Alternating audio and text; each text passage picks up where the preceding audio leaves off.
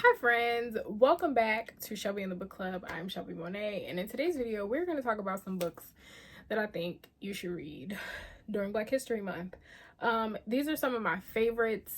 They include some romance, they include some historical fiction, a lot of historical fiction. I didn't realize how much I loved historical fiction until recently, and I just have to accept my calling at this point because I'm obsessed. But I really feel like you guys should be reading these books. So if you would like to hear it, here it go. Okay, these books are in no particular order. So we're gonna start with Perish by Latoya Watkins. I think about this book almost every day. I know that a lot of people don't like to read about Black trauma, right? They don't want to read stories that center our hurt. But I feel like your avoidance problems are probably attached to the way that you handle your personal trauma in your life. And you might need to talk to your therapist about that, boo. No tea, no shade.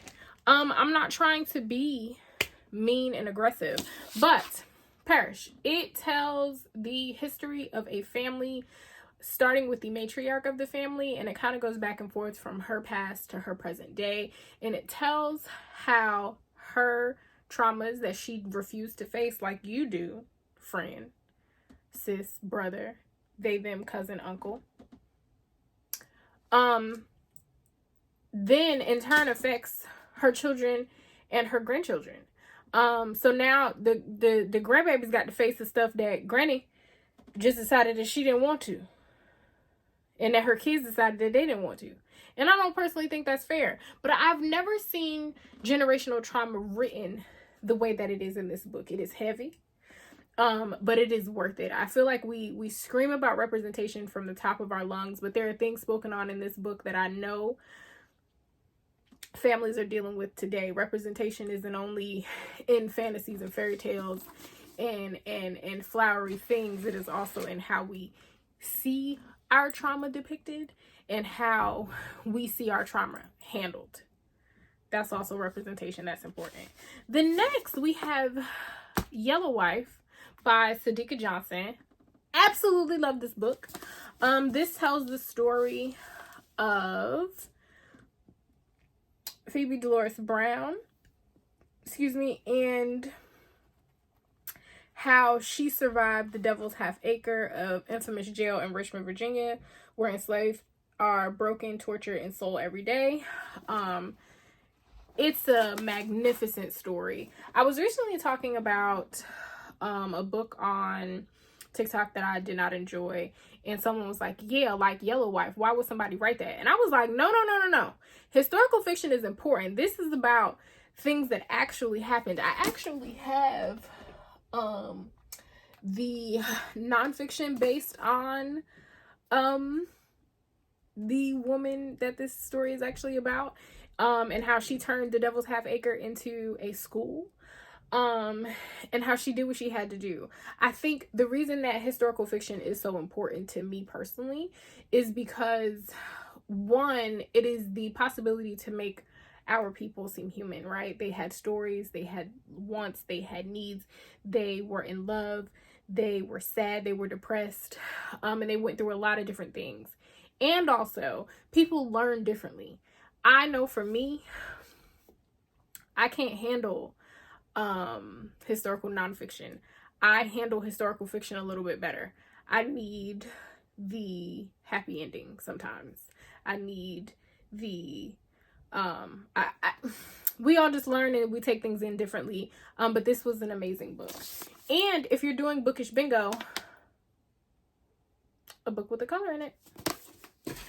Next, we have Don't Cry For Me by Daniel Black. Amazing. This tells the story of a father writing a letter to his son that he has an estranged relationship with, and is kind of telling his son his life, and why things turned out the way that they did, with him being raised in the South and homophobia and being what he thought a man was, versus actually trying to take the time to know his son and learn his son. it's amazing. Black men deserve vulnerability. Black men deserve to be heard. Black men deserve to live a long time. Black men deserve so many good things. And I think this book makes that clear in a lot of different ways.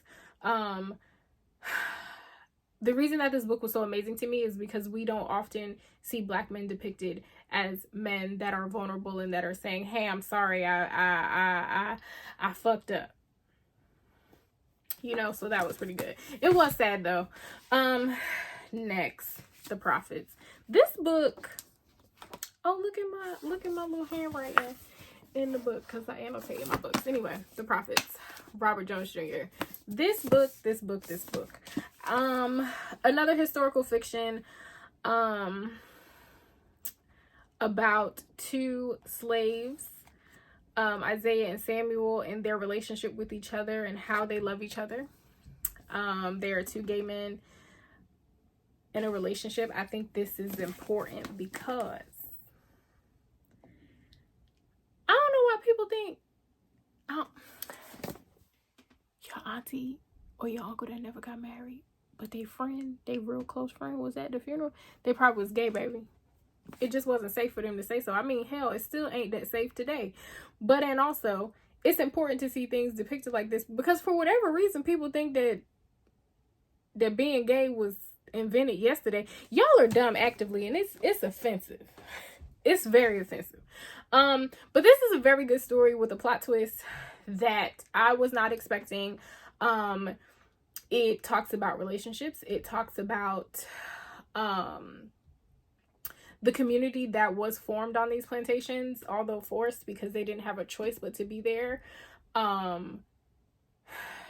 They still came together in a lot of different ways. It also has a really big spiritual aspect to it, which I think is amazing because as Black people, we are very religious. Like, I don't think you will come across a Black person that doesn't have some religious background in some sort of church or other. But I love the chapters that were of spirit talking. There is a magical realism aspect to this book, if I remember correctly, that I really, really enjoyed. Or was that the other one that I'm going to talk about? I think I'm confusing the two. I don't think spiritual, yes. I think the magical realism is the one that I want to talk about next, which is Yonder. Yes. This had a bit of magical realism in it. I love this book so much because they seem like people. They weren't just their titles. You know, they weren't just slaves, they were people. And they all had these different attributes to them that made them unique.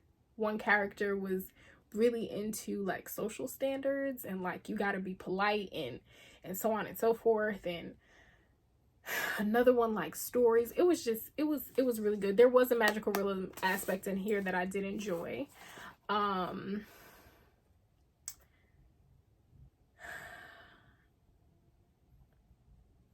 So this one says the water dancer meets the prophets in this spare, gripping, and beautifully rendered novel exploring love and friendship among a group of enslaved Blacks in the mid-19th century. It was a really good book, and it's a short one. I might have to reread this one because it was really, really good. I also need a new copy because I done jacked this one up. But if you are looking for something for Bookish Bingo that has Black characters on it, Black people on it, this works as well.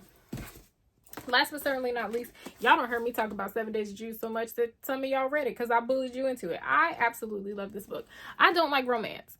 I don't like romance for a lot of different reasons, but this book made me realize that I think that I like second chance romance. This tells the story of, oh, this kind of counts as for Bookish Bingo too. This